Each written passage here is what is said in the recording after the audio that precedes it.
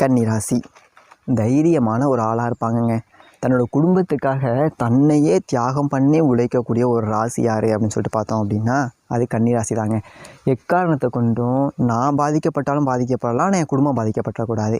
குடும்பம் எப்போதும் நான் படுற கஷ்டங்கிறது என் குடும்பத்துக்கு தெரியவும் கூடாது அப்படின்னு சொல்லிட்டு மறைஞ்சு வாழ்றதுன்னு இருக்குங்கல்ல. அதாவது தான் படுற கஷ்டத்தை வெளிப்படுத்திக்காமல் நான் ஜாலியாக தான் இருக்கேன், சந்தோஷமாக தான் இருக்கேன் அப்படிங்கிற மாதிரியே ஒரு காமிச்சிக்கக்கூடிய ஒரு ராசி அப்படின்னா கன்னிராசி தாங்க.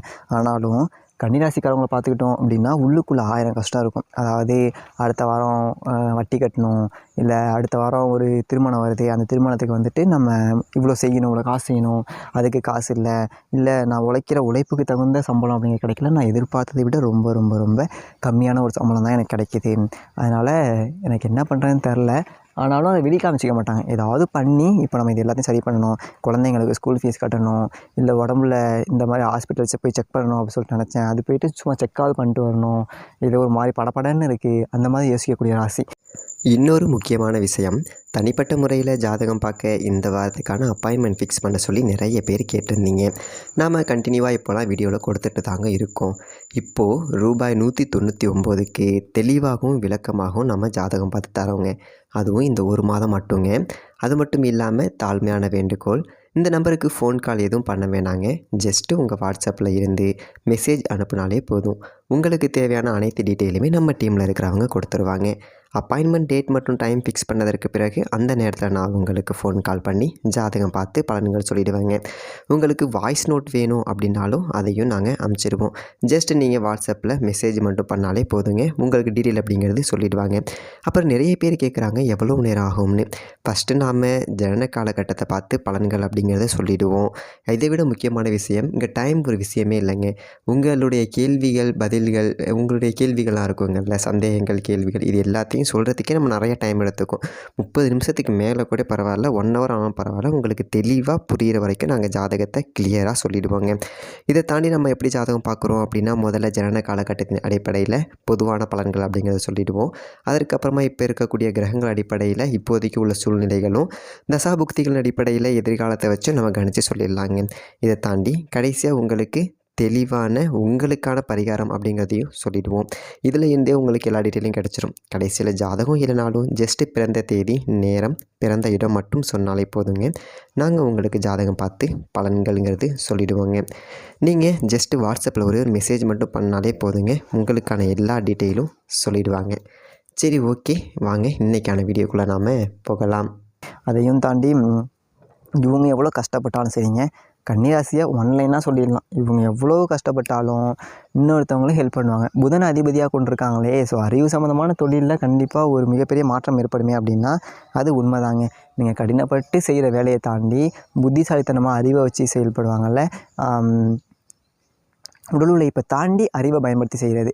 இப்போது படிச்சுட்டு மருத்துவத்துறையாக இருக்கட்டும், இல்லை வக்கீல் துறையாக இருக்கட்டும், அது பேச்சு, வக்கீல் துறை பேச்சு, அதன் ஐடி கோடிங் இதெல்லாம் வந்துட்டு அறிவை வச்சு பயன்படுத்துறது தானே. ஒரு லூப்பு கண்டுபிடிக்கிறது, ஒரு விஷயத்துக்கு சொல்யூஷன் கண்டுபிடிச்சி அதன் மூலயமா மக்களுக்கு பயன்பெறத்தக்கக்கூடிய ஒரு தொழில் அப்படிங்கிற சர்வீஸ் ரிலேட்டட் அந்த மாதிரியான விஷயங்கள் எல்லாமே இவங்களுக்கு சாதகமான போக்கு அப்படிங்கிறது காணப்படும். ஆனாலும் ரொம்ப அதிகமாக உழைச்சி கம்மி சேலரிக்கு வேலை பார்த்துக்கிட்டு இருப்பாங்க. அந்த மாதிரி சுச்சுவேஷன்ஸ் அப்படிங்கிறது இருக்கும். இப்பேற்பட்ட கன்னிராசிக்காரர்கள் வரக்கூடிய பங்குனி மாதம் எப்பேற்பட்ட அற்புதமான பலன்களை தரப்போகுது அப்படிங்கிறத பற்றி தான் இந்த வீடியோவில் பார்க்க போகிறோம்.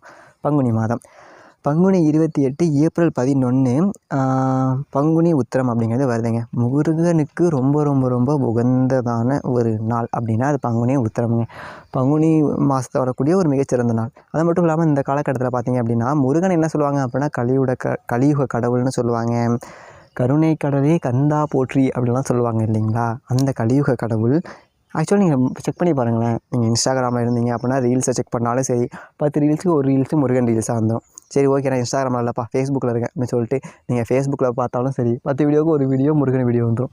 இல்லைப்பா நான் இன்ஸ்டாகிராம்லேயும் இல்லை, ஃபேஸ்புக்லேயும் இல்லை, நான் வாட்ஸ்அப்பில் மட்டும் தான் இருக்கேன், அது மட்டும் தான் பார்ப்பேன் அப்படின்னு நீங்கள் வாட்ஸ்அப்பு இல்லை யூடியூப் எதை எடுத்துக்கிட்டாலும் சரி, மற்ற எவ்வளவோ தெய்வங்கள் இருந்தாலும் இந்த சமயத்தில் முருகனுக்கு மட்டும்தான் நிறைய புகழ் அப்படிங்கிறது இருக்குது. வேணால் பாருங்களேன், அவங்க கலியுக கடவுள், கருணை கடவுள் அப்படிங்கிறத தாண்டி ஆன்லைன் கடவுள் அப்படின்னே பேர் வச்சிடலாம் போல இருக்குது. அந்த அளவுக்கு ரொம்ப செம்ம ஃபேமு. மற்ற கடவுளை விட ஒரு நாளைக்கு இப்போ வாட்ஸ்அப் ஓப்பன் பண்ணுறோன்னு வச்சுக்கோங்களேன், ஒரு 50 ஸ்டேட்டஸ் இருக்குது அப்படின்னா அதில் காலையில் 10 இல்லை 20 ஸ்டேட்டஸ் கண்டிப்பாக முருகனோட பாட்டு இல்லாமல் இருக்கவே இருக்காதுங்க. கண்டிப்பாக முருகனோட கடவுள் இருக்குது. அப்பேற்பட்ட கலியுக கடவுள் முருகப்பெருமானுக்கு உகந்தது ஒரு நாள் தான் இந்த பங்குனி உத்திரம் அப்படிங்கிறது.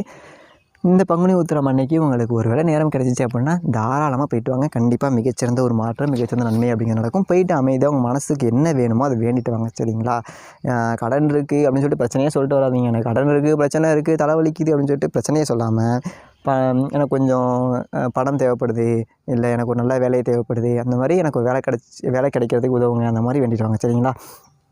இதை தாண்டி மகாசனி பெயர்ச்சி அப்படிங்கிறது பங்குனி 15ஆம் தேதி மார்ச் 29ஆம் தேதி வருது. அதாவது ஆங்கிலத்துக்கு மார்ச் 29. அது எப்பேற்பட்ட பலன்களை தரப்போகுது அப்படிங்கிறத தான் பார்க்க போகிறோம். மொதல் விஷயம், கன்னிராசிக்காரர்களுக்கு 7ஆம் இடத்துல சனி பகவான் வராரு.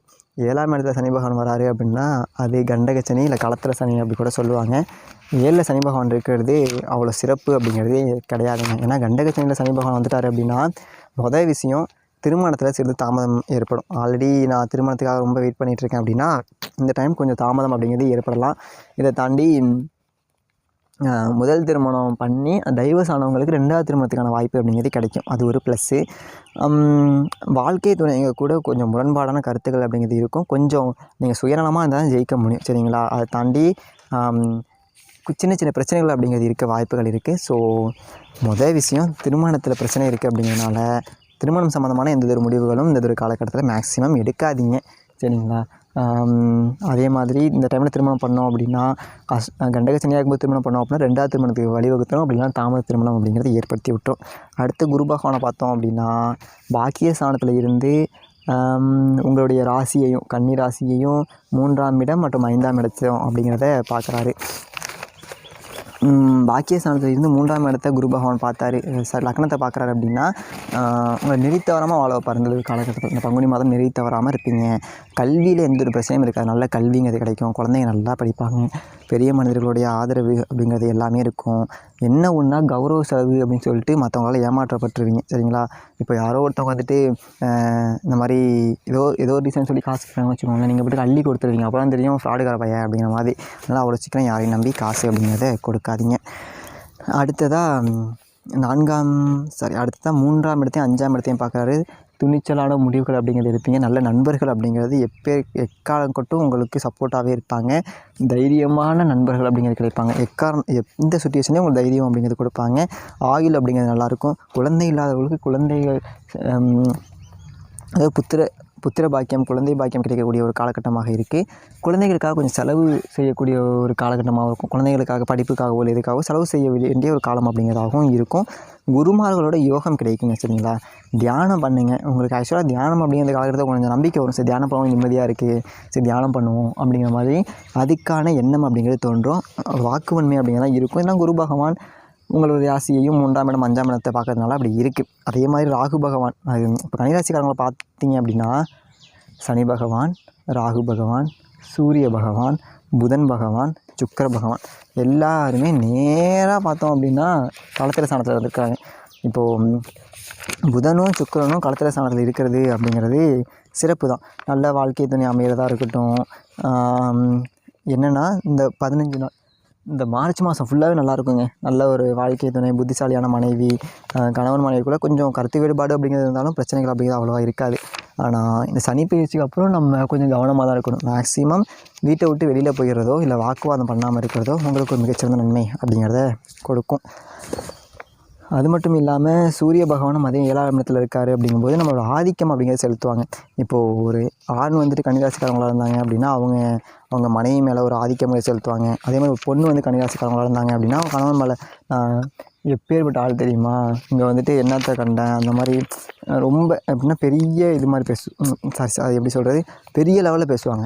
கணவன் மனைவிக்குள்ளே என்னங்க, உங்களை நம்பி வந்திருக்காங்க, 2 பேரும் ஒன்றா வாழ போகிறீங்க அப்படிங்கும்போது விட்டு கொடுக்கணும். விட்டு கொடுக்குறதும் நம்பிக்கையை மட்டுமே அதாவது என்னன்னாலும் சரி அவங்களுக்காக நம்மளை விட்டு கொடுக்கலாம், ஆனால் அவங்கள விட்டு கொடுத்துக்கூடாது, புரியுதுங்களா? அவங்களுக்காக ஒரு சில விஷயங்களை விட்டு கொடுக்கலாம். ஆனால் அவங்கள விட்டு கொடுக்காம இருக்கணும். நம்பணும். எங்கே போனாலும் அவங்க என்னன்னாலும் அவங்க இப்படி தான் அப்படிங்கிற மாதிரி. ஏன்னா சூரிய பகவான் 2ல் இருந்துச்சு அப்படின்னா ரொம்ப அடங்கி போவாங்க, இல்லை அடக்குவாங்க, அந்த மாதிரி இருக்கும். ஒரு ப்ளஸ் என்ன அப்படின்னா, முதல் திருமணம் ஏதாவது பிரச்சனையாகி 2வது திருமணத்துக்காக ட்ரை பண்ணிட்டுருக்கீங்க அப்படின்னா அந்த டைமில் 2வது திருமணம் அப்படிங்கிறது நடக்கும். சமுதாயத்தில் எப்படின்னா இவங்க வந்துட்டு சமுதாயத்தினால ரொம்ப பாதிக்கப்பட்டிருப்பாங்க. எல்லாமே பொய்ப்பா, அந்த மாதிரி சமுதாயத்தால் பாதிக்கப்பட்டிருப்பாங்க. இதையும் தாண்டி செவ்வாய் பகவானை பார்த்தோம் அப்படின்னா 11ஆம் இடத்துல இருக்கிறாரு. செவ்வாய் பகவான் 11ஆம் இடத்துல இருக்கிறது அப்படிங்கிறது லாபஸ்தானம். ஸோ உங்களுக்கு என்னன்னா, நீங்கள் எப்பேற்பட்ட சுச்சுவேஷன்லேயும் உங்களுக்கு ஒரு மிகப்பெரிய ஆதரவு கொடுக்குறவங்க உங்கள் நண்பர்களாக தான் இருப்பாங்க. இந்த ஒரு பங்குனி மாதம் அப்படிங்கிறது பெரிய மனிதர்களுடைய ஆதரவு அப்படிங்கிறது கிடைக்கும். தொழிலில் தனித்தன்மையான ஒரு முத்திரை அப்படிங்கிறத பதிப்பீங்க. சாதுர்த்தியமாக காய் நகர்த்துவீங்க. இதை தாண்டி ஏதாவது நிலம் வாங்கணும், இல்லை நிலம் வாங்கணும் ரொம்ப நாள் ஐடியாவில் இருக்கேன், ஒரு சின்னோடு நிலம், ஒரு 3 சதுரடி 4 சதுரடிக்காவது ஒரு 3 குழி 4 குழிக்காவது ஒரு சின்ன நிலம் வாங்கி ஒரு நிம்மதியான வாழ்க்கையை வாழணும்னு ஆசைப்பட்றேன், அந்த மாதிரிலாம் நினச்சிங்க அப்படின்னா அந்த மாதிரியான நிலம் வாங்கக்கூடிய ஒரு அமைப்பு அப்படிங்கிறது இருக்குது. ஸோ இந்த டைமில் நீங்கள் அஷ்டம சனியில் நிலம் வாங்க ட்ரை பண்ணலாம். மற்றபடி ஓகே. நான் ஏன் இவ்வளோ நெகட்டிவாக சொல்கிறேன் அப்படி சொல்லி ஒரு நெகட்டிவாக தோணுச்சு அப்படின்னா கோச்சிக்காதீங்க. சில நேரங்களில் நம்ம ஜாதகத்தை முழுசாக நம்பணுன்னு கிடையாது. ஏன்னா இது பொதுவான பலன்கள் தான். ஆனாலும் நான் ஒரு சொல்லிட்டேன் அப்படின்னா நீங்கள் அதுக்கேற்ற மாதிரி கொஞ்சம் அவேராக இருந்துப்பீங்க. இதை நீங்கள் முழுசாக நம்ப வேணாம், கொஞ்சம் அவேராக இருந்துக்கோங்க, சரிங்களா? அந்த மாதிரிலாம் இருக்குது. சரி, இது கொஞ்சம் ஜாக்கிரதையாக போவோம், அந்த மாதிரி கொஞ்சம் ஜாக்கிரதையாக இருந்துக்கோங்க. மற்றபடி இது தாண்டி உங்களுக்கு நல்லது நடக்கணும் அப்படின்னா கன்னிராசிக்காரர்களுக்கு புதன் பகவான் தான் ராசி அதிபதி அப்படிங்கிறதுனால உங்கள் வீட்டுக்கு பக்கத்தில் இருக்கக்கூடிய முருகன் கோவில் ஆலயத்துக்கு சென்று வெள்ளிக்கிழமைகளில், சரிங்களா, அப்படி இல்லைன்னா கார்த்திகை திருநாள் அன்றைக்கி, மாதத்துக்கு ஒரே வாட்டி கார்த்திகை வரும், அன்றைக்காச்சும் போயிட்டு ஜஸ்ட்டு போய் அமைதியாக அங்கே எரியிற விளக்கெல்லாம் பார்த்து தொட்டு கும்பிட்டுட்டு ஒரு 10 இல்லை 20 நிமிஷம் அலாரம் வச்சு அமைதியாக உட்காந்துட்டு வாங்க. அமைதியாக எதை பற்றியும் யோசிக்காமல், இதுக்கப்புறம் எல்லாமே நீயே பார்த்துக்கோ. எப்படின்னா உன்னை தாண்டி தான் எனக்கு எல்லா விஷயமும் நடக்குது, நான் நம்புகிறேன், எல்லாம் நல்லதுக்கு அப்படி சொல்லிட்டு நம்புகிறேன், எது நடந்தாலும் நல்லதுக்கு, எனக்கு ஒரு விஷயத்தை கற்றுத்தரத்துக்காக இவ்வளோ விஷயம் நடக்குது அப்படிங்கிற மாதிரி நம்புகிறேன் அப்படிங்கிற மாதிரி நீங்கள் நம்புங்க. பிரச்சனையெல்லாம் தீரணும் அப்படிங்கிறத தாண்டி உங்களுக்கு என்ன வேணுமோ அதை கேட்டுட்டு வாங்க. கண்டிப்பாக அந்த முருகனர்களால் எல்லாம் நல்லதாக நடக்கும். நன்றி, வணக்கம்.